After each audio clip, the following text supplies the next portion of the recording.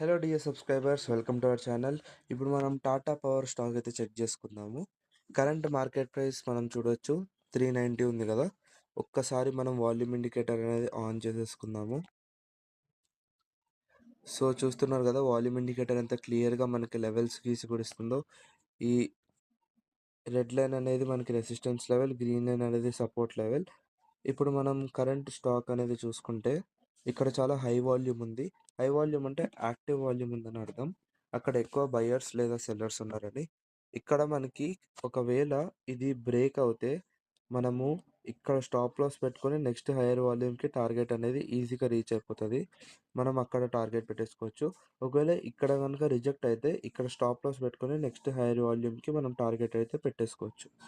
So మనం ఈజీగా ఒకవేళ బ్రేక్ అయితే 390 నుంచి ఇక్కడ నో వాల్యూమ్ 385 వరకు అయితే ఈజీగా వచ్చేస్తుంది. అక్కడ వరకు మన టార్గెట్ అయితే పెట్టేసుకోవచ్చు. సో మా అనాలిసిస్ అబ్జర్వ్ చేయండి. ఒకవేళ నచ్చితే please like and subscribe to our channel. Thank you. Have a good day.